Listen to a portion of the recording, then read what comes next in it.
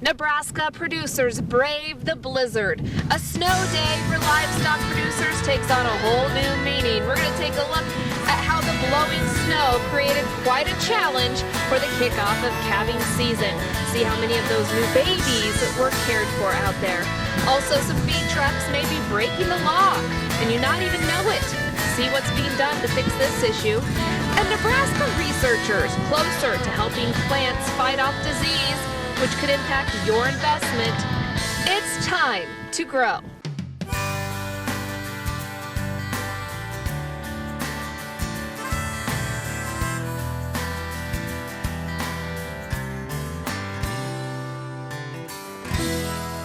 Well, for many school kids and businesses, snow day takes on a whole new meaning, though, when you're a livestock producer. And when it comes to calving season on top of it, well, NTV's Steve White takes a look at what life is like as a cattle producer in this snowstorm. Snow crunches under Janelle Lobb's feet, but the worst is over. Come here. Like many Nebraska farm families, their mama cows decided to give birth with a blizzard raging. Calving season kicks off in a memorable way. A few babies born and lots of preparation before the snow, so hasn't been as bad as if we were in the 1800s though. And another sign this isn't the 1800s, they gave the calf a name inspired by a social media hashtag in honor of yours truly and the so-called Great Steve Whiteout of 2016. We have baby Steve from the Great Steve Whiteout. Let the fun begin. On his Overton farm, Doug Luther gets out of the house for the first time to find 4-foot drifts. Gonna start digging ourselves out and go help any others that are in need. Back on the Lobb farm near Grand Island, they look after 11 calves who were able to come in out of the snow. Got a nice calving barn to put in and nice heated barn to bring cold babies in if we need to.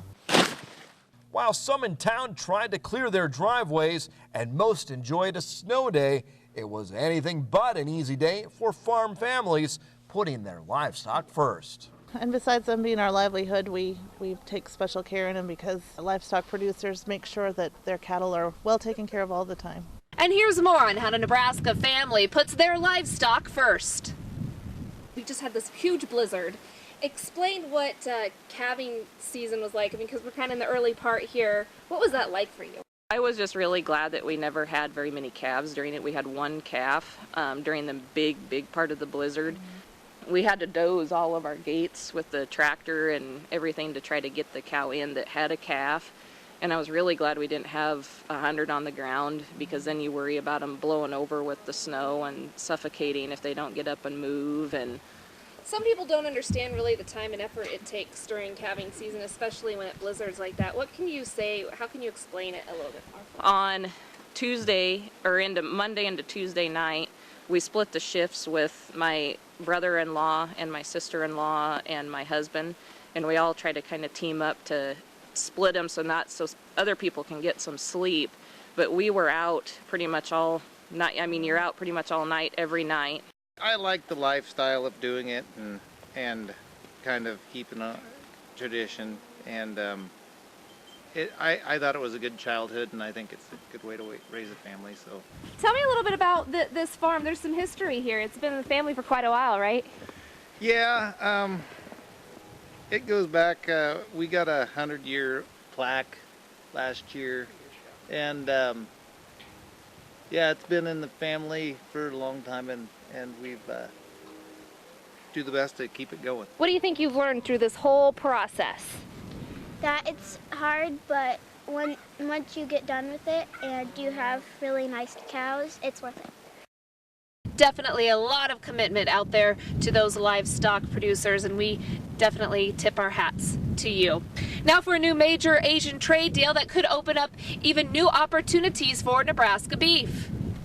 But one country that's not involved is the biggest. China is not part of the Trans-Pacific Partnership. TPP negotiations wrapped up late last year and will be going to Congress this year. But China is not part of that historic free trade deal. In hand-delivered letters to top U.S. officials this week, State Ag Director Greg Ibaugh pushed to reach a separate agreement with the Chinese. Ibaugh says they are close, and such a deal could put more Nebraska beef on the table in China. Two of Nebraska's leading ag groups will sign on to the governor's plan when it comes to property taxes. Both the Farm Bureau and Cattlemen Association endorsed his bills. Ricketts plans to tighten spending and levy limits on local governments and restrict the assessed growth on farm and ranch property values, all while limiting the growth rate of school district spending. But those aren't the only bills that could solve the problem. Another option, raising tobacco tax to $2.10 a pack. With about 42 days left of the legislature, lawmakers have to decide on what direction to go. There's some movement forward when it comes to that controversial hog bill in the state legislature. Here's NTV's Grow co-host Steve White to fill you in. Maryland, the bill allowing packer ownership of hogs cleared its final vote in the legislature. Farm Bureau calls it a win for farmers. They say it's another option to keep the industry competitive. It also had the support of pork producers and business groups.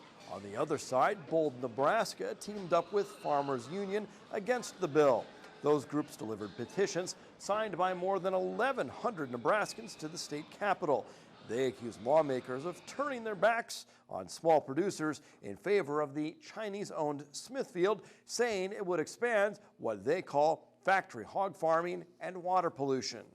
Now, LB 176 from Senator Ken Schills heads to the governor for his signature or veto. Marilyn? Farmers driving feed trucks. It's a common sight here in Nebraska. Well, they could actually be breaking the law, and some lawmakers are trying to clear a few things up. Farm implements fall into a legal gray area on the state's roads, creating confusion among farmers and ranchers, forcing some to pay thousands of dollars in fines. There's a proposed bill that would exempt several types of farm equipment from the state's weight and load restrictions. The rules are designed to keep heavy vehicles from causing damage, but ag groups say the rules haven't kept pace with the farming equipment and trucks that have grown larger and heavier. Chances are you have a cell phone. You probably have apps on that phone, everything from listening to music to checking your bank statement. Well, these cell phones, there's more apps being created to make farmers' lives a little bit easier. UNL Extension created 4 new apps to help better manage irrigation water resources. Developers were approached by farmers to make the apps so they could make informed watering decisions while out in the field. One of the apps, called Water Meter Calculator, can calculate the number of inches of irrigation water applied to a field over a certain period of time. We would recommend growers do that every couple of weeks just to kind of see how many inches of water they've applied to their field, and then match that with some weather data to make sure we're putting on about the amount of water that the crop's using.